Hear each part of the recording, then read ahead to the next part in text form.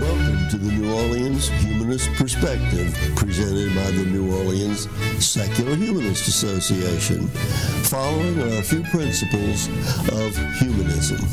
We're committed to the use of science and reason for understanding the universe and for solving human problems. We're skeptical of untested claims of knowledge, but we're open to new ideas. We are concerned with securing justice and fairness in society and in ending intolerance and discrimination. We are committed to the total separation of religion and government.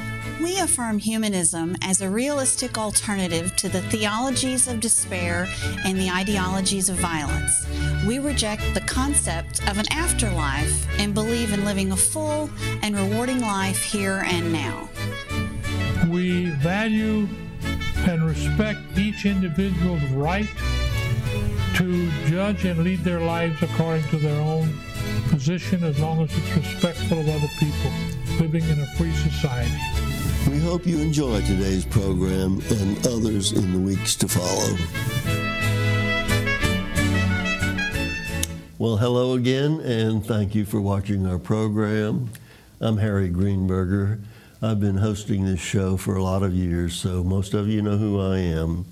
Well, it was only recently that I read an article in the Times-Picayune about a group of young students here in New Orleans who had embarked on a program I had not previously heard of, and it was called the Rethinkers. And as I read the article, I felt like this was an important and an imaginative concept that these students had. And so I contacted them and said, would you like to come and talk about that on this program? Well, I also read about this group that said it started with their concern about the lack of toilet paper and doors on bathroom stalls in the flood-damaged Sherwood Forest Elementary School. Well, that's a pretty basic start. So let me introduce my guests who are representing Rethinkers. We have Ariana McKnight, who is a student, and Mallory Falk, who is the communications director. And so all I'm going to do is I got you started with the bathroom stalls. Pick it up there and tell us about your group. Okay. First of all, they did have some schools that didn't have bathroom stalls and no toilet paper, and since we saw that problem, we tried to fix it and trying to build our own green bathroom. And when you said we, tell me who is this group and how did you come together?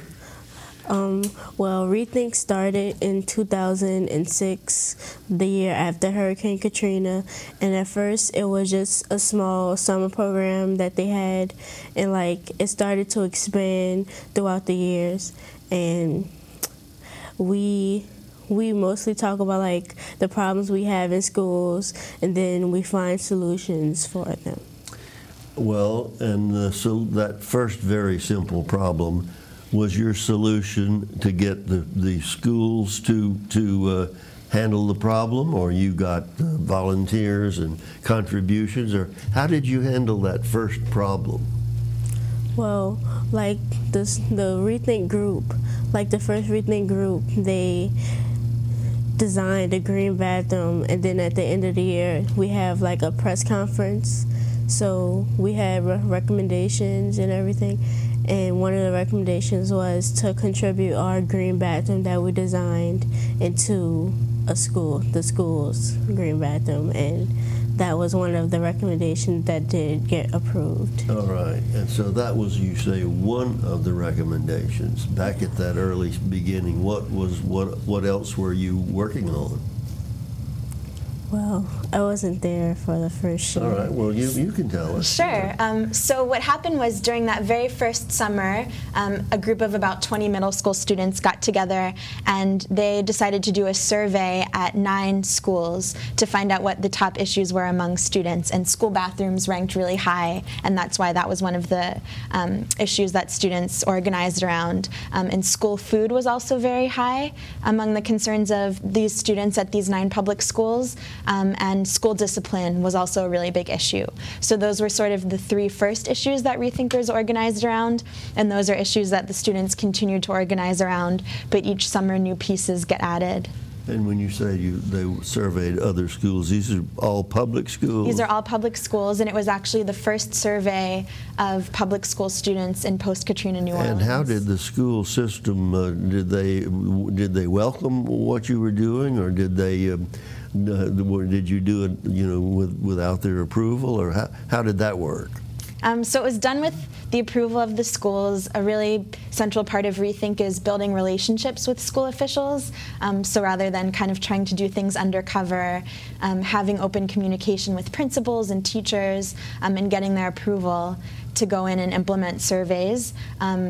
And also the Rethinkers are really professional and have really scientific, unbiased surveys so that school officials know that what's being done is really official and professional and can trust that the results will be accurate. Well, now that first group that was just students who had a concern, how did it become a formal organization, and then how did they get, I guess, non-students, adults involved in that?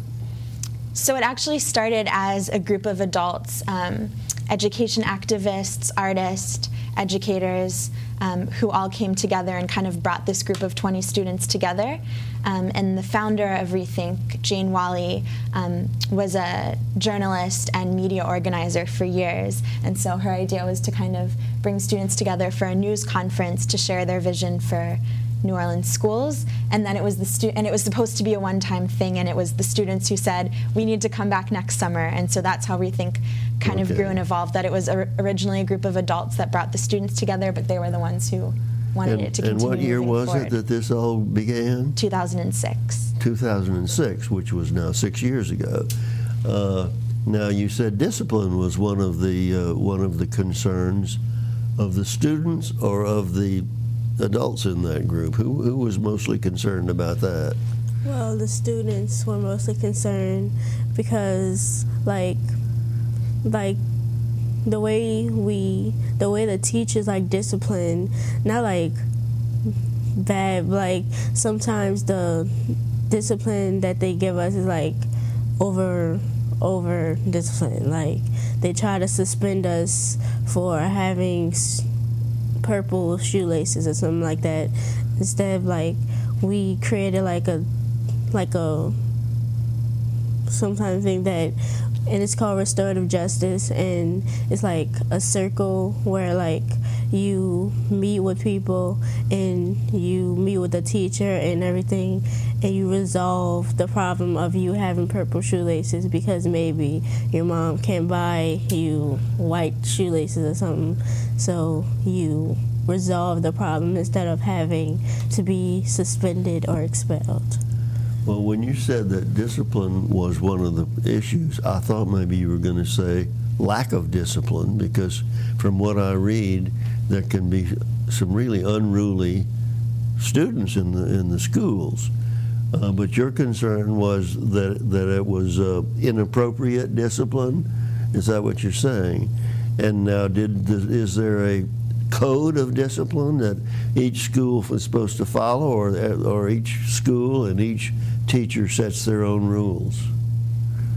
So the way that it works, especially with the charter school system, is that kind of each school determines its own discipline code. And Louisiana and New Orleans in particular have the highest suspension and expulsion rates in the nation. So the Rethinkers felt like there was a lot of excessive and harsh discipline in schools, and discipline for kind of minor infractions, and that when a student is suspended or expelled, there's no chance to kind of repair the harm that was created and reintegrate the student into the community, that it ends up leading students to drop out of school or feel very disconnected from school. And so trying to change school discipline was partly about trying to find a way for students to be able to stay in schools and stay as members of the community, and for everyone to heal instead of just kind of pushing somebody out in a way. But there were some real disruptive students, weren't there?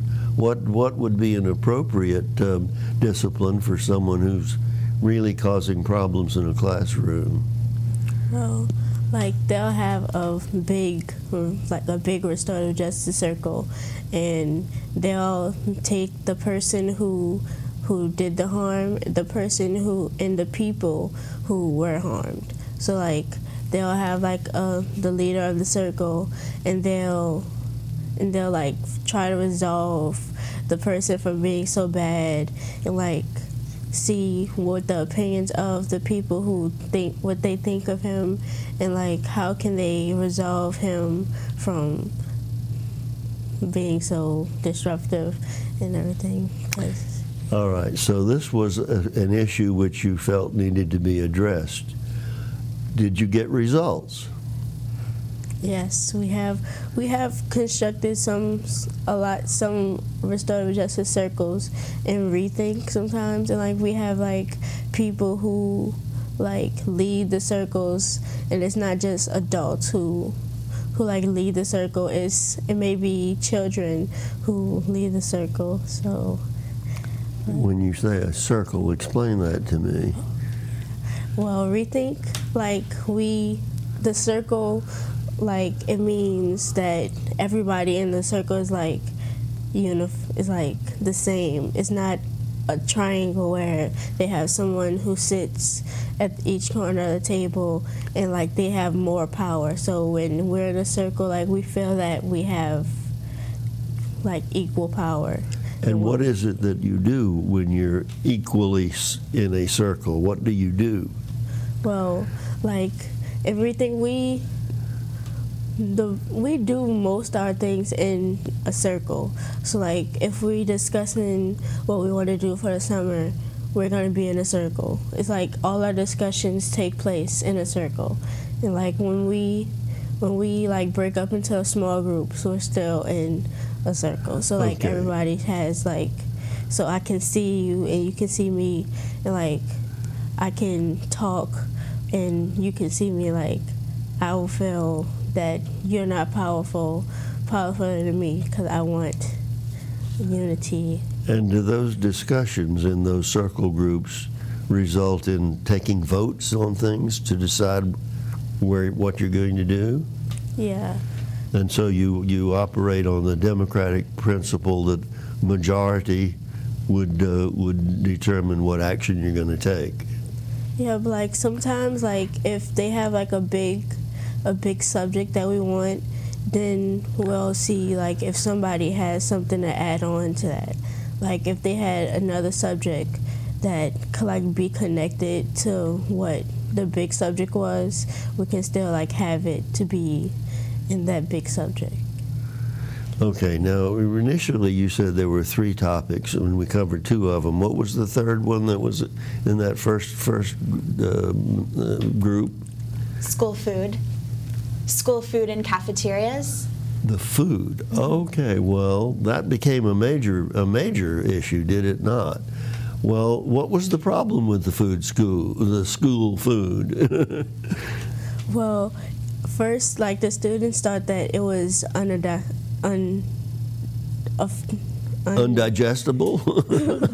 Yeah, it's like unidentified. Oh. And like sometimes like they put like some kind of meat on our thing, and like we don't know what it was, and like we demanded that we should have like fresh local food instead of getting things like in a bag, cause like, and that comes from like all over the world. Like that comes from some place where you have to like ship it and put it on a boat and everything.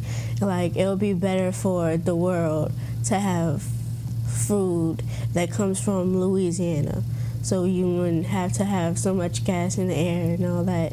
So we would like to have like fresh food, and we would like to have local food. All right, and I understand that, but you were talking about meat that you couldn't identify what it was. Did you still want meat, which is local meat, or were you leaning toward vegetables and fruit? What did you want on your menu? Well, like we want to have like foods, like the entree part. We want to have like foods that we can identify and that is like homey to us, like red beans or something. And, like we'll have that and we'll know what it is. And like for the fruit part, like the fruit that they gave us was like covered in syrup, sugary stuff, and it got all soggy and stuff. We want like a apple that you went picked somewhere in Louisiana or something, and we know where it came from. Well, and what you wanted it certainly meets a lot of contemporary opinion. But how about the other students? Did they buy into that concept that we want fruits and vegetables and healthful things, or did they want fried chicken and hamburgers and pizza? Some people did want that to be in consideration, but we told them you had to consider what you want, what the people who provide the food will give you. But we still have some people who want that. They want the stuff that could be bad for you. Yeah. Now, we do have in this country a serious problem with overweight adults and young people, partially attributable to taking in too much sugar. What you wanted was a reduction of sugar intake, is that right? Mm-hmm. But all that good, sweet stuff that everybody loves, were the students willing to give that up? Well, if they were forced to, it would be okay. So, in other words, it just wasn't available to them. Is that what you're saying? Well, Mallory has. Oh, so you're right. That's one piece of it, is that it wasn't there, like Ariana said. And also, and this may have been before Ariana's time, but the Rethinkers put together a report called Kids Will Eat It, where they created, were you around for that, Ariana? Mm-hmm. We brought in a chef that works with Rethink to create sort of healthy but kid-friendly dishes, or dishes that were healthy and local, but also connected to the kind of food that students are eating at home, that their families are preparing, to prove that kids will eat fresh, healthy food if it's prepared in a kid-friendly and familiar way. Okay. So that sometimes if a student has never been exposed to a particular kind of food and it's just put in front of them, they might be a little resistant to it, but if preparation is done so that it's more to their taste, and also if there's food education as a component of the curriculum, then students are willing to try new things. Now, the documentary, which was the source of this article already, the Times-Picayune, that was about diet, food, and eating, is that correct? Mm-hmm. And how did it come about, this documentary and your group being featured in it? How did all of that come about? So HBO is creating this 4-part series about food and health, and I'm actually not even sure how they first heard about Rethink, probably through a news article like how you found out about us. And so they contacted us and asked if we would like to be featured in their film, because they were really inspired by the work that Rethinkers were doing around school food. And so they came and followed us for about a year through a school food report card project that we do every year. And I see. And then, but that HBO project, you say, followed you for a year, came to the conclusion that what you did here in New Orleans was successful and should be imitated in other cities? Is that the gist of what the documentary said? Yeah. I see. Well, now, we talked about 3 matters that you all were concerned with, which began originally some years back. What other matters have you added to your program? We have some committees that we have, and one of them is architecture, which I am in. And we went to a competition that in Texas and Washington D.C., and we built a green school, and like we had to build a model of what we think would be our dream school, and like we have to have it to be good for the community. And then the first year we did it, we had like a big school, like a school around here to see what we can do to it, and we built a model, and it was focused on like the community, and they had like buildings where we can have community to come sometimes for like their meetings. They can have like a community meeting or something, or they can have a basketball game. And like the school was based on like what the school can have, like have a relationship with the community. And also they had like a garden. So, and they had aquaponics, which is like fishes, I don't want to say, well, fishes poop go into the water, and like it fertilizes the plants, and like the water fertilizes the plants, and it rotates, so you won't have to use so much water and resources and all that. And so was this one school here that entered in this project, this architectural project, or all of them? Well, Rethink had like a committee that people who was interested in architecture, so it was like that committee, and like we entered, and they still had another group. They had more groups in Texas that we had to compete against to get to Washington, and that was only one group. And then when we went to Washington, there was many groups from like all over the country. All right. Well, now let me ask you this, because your people were with the Rethink group. The people from other parts of the country, do they have similar organizations in other cities, or did it come from some other kind of group?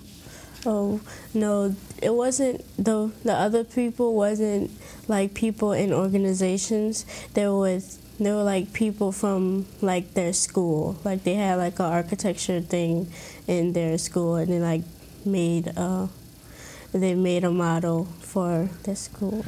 Now, your Rethink, which is now in several, how many schools are you in here now? So we have Rethink clubs in 6 schools, and then in our summer program we have students from other schools in addition to those 6. All right. Now, is it your intention or expectation to expand either into more schools in New Orleans or outside of New Orleans? So originally when Rethink started, there was a feeling of, we need a Rethink club in every single school in the city of New Orleans, and then we're going to go national and take over the world. Well, that's what I was hoping you would do. How does that stand? So at the moment, we've sort of decided on quality over quantity, and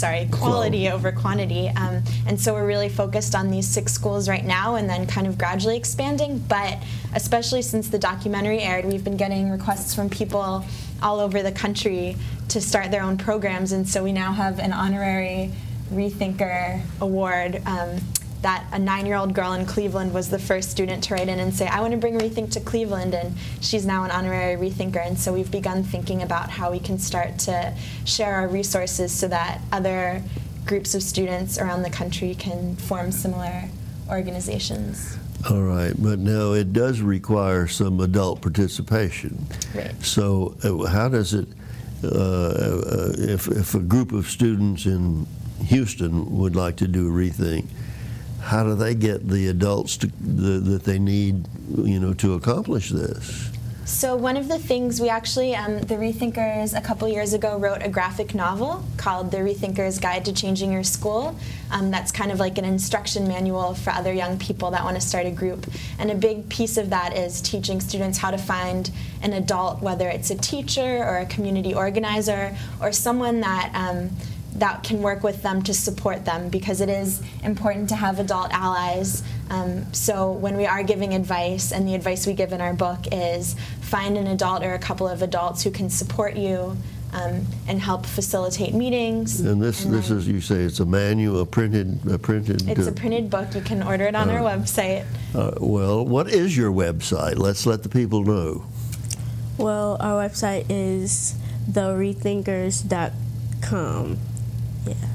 The Rethinkers, is that okay? The Rethinkers. Now, I get the impression that you have or need some funding. Where does your money come from? Most of our funding is through grants and foundations, and we also receive funding from individual donors, and we're always open to more donations. Okay. But yeah, primarily grants and foundations. I see. And this book, this manual you have on how to operate, you say that's for sale. People can buy it.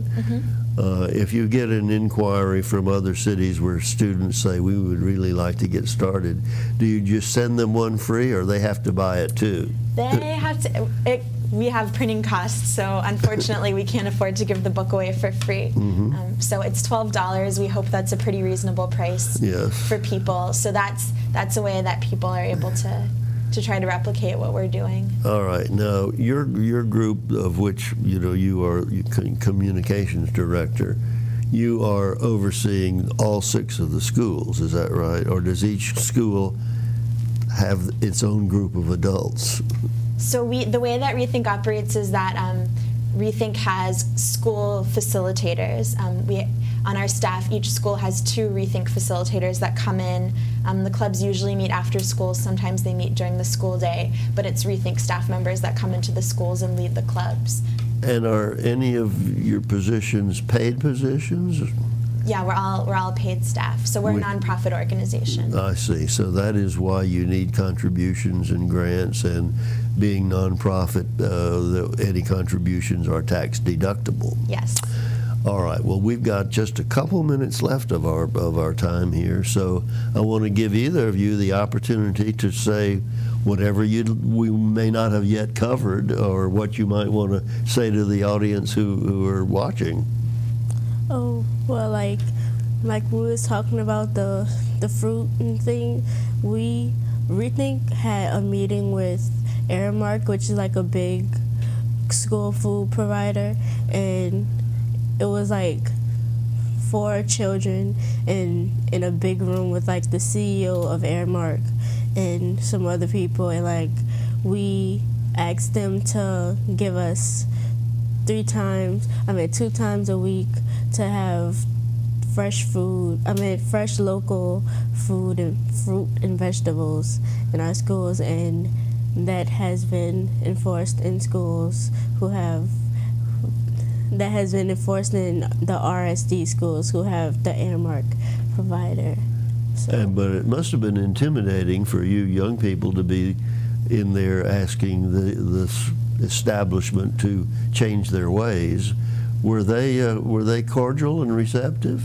Yeah, because we weren't intimidated. They were intimidated.